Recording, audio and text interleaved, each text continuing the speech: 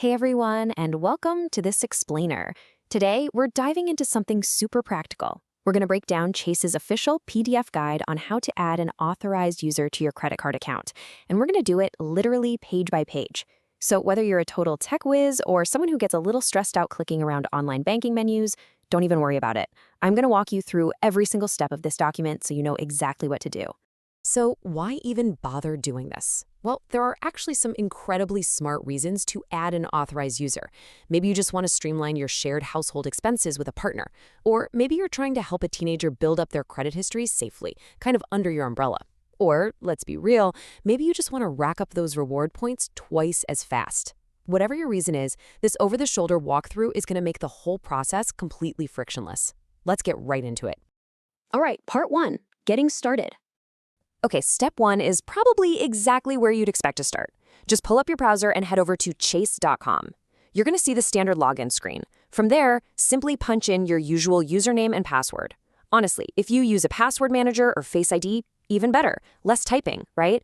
Just hit that big blue sign in button to get into your main dashboard. Now, once you're in, the main dashboard can be a little noisy. People usually get lost here. You might see a checking account, a savings account, maybe an auto loan. Let's just bypass all of that. Shift your focus up to the top dark blue navigation bar.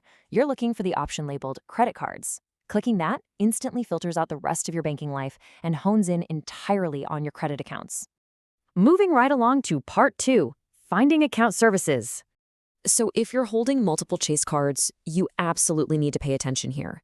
You have to select the specific account you want to give someone else access to. And remember, different cards give you totally different perks. If your goal is to help someone earn travel points, you'd want to pick the Sapphire card, for instance. Just click anywhere on your chosen card's box to open up its specific details. Once you're actually looking at your card's page, it's super easy to get distracted by your current balance or, panicking about an upcoming payment date. Just ignore all those numbers for a second and scroll down a tiny bit. You're looking for a row of icons. Find the one that says Account Services. It literally has a little wrench symbol on it, basically representing your tools and settings. Go ahead and click right there. Clicking that wrench pops open a really clean vertical list of options. Chase actually makes this part highly intuitive. Right there in the middle of the list, clearly labeled, is Add Authorized User. No need to go digging through some obscure security menu. It's right there in plain English. Just click that line to keep going. Okay, part three, finalizing the details. We're almost done. Think of this next screen as your launch pad. It just gives you a quick heads up that whoever you add is going to get their own physical piece of plastic and have full access to make purchases on your account. To actually bring up the form, just click the big blue Add a Person button right in the middle of the page. Wait, before we type anything, I'm going to give you a quick pro tip. Bank websites absolutely love logging you out for security reasons if you just sit there idle. To avoid having to start all over, make sure you have your person's full legal name, their exact date of birth, and their U.S. Social Security number handy right now. Chase legally requires that SSN because of federal banking regulations, like the Patriot Act, just to verify identity. Plus, that's exactly how this account history can potentially help build up their credit profile. So with all that info in hand, this part is an absolute breeze. You just get this clean 4-box form. Say we're adding someone named John Doe, born January 1st, 1990. Just pop in their first name, last name, use that little calendar icon for their date of birth, and carefully type in the SSN.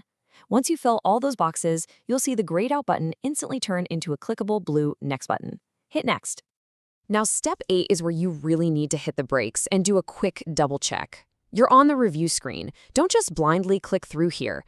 Take 5 seconds to make sure the spelling of their name is 100% correct, because this is exactly how it's going to look when the physical card arrives in your mailbox.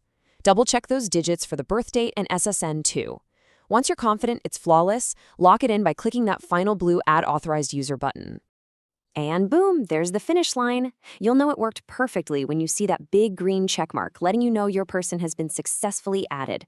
Their brand new credit card is automatically going into production, and it'll usually be mailed out to your primary address within a week or so. You can just click Done to head back to your dashboard. You are officially good to go. So, we've walked through this PDF guide page by page, literally click by click. It's really that straightforward once you know exactly where to look. But my final question for you isn't just about clicking buttons. It's really about strategy. Are you leveraging your credit to its absolute fullest potential by bringing your family into your financial ecosystem? Whether it's to teach financial literacy or just optimize those reward points, the tools are literally right at your fingertips. Thanks so much for hanging out with me on this explainer, and happy navigating.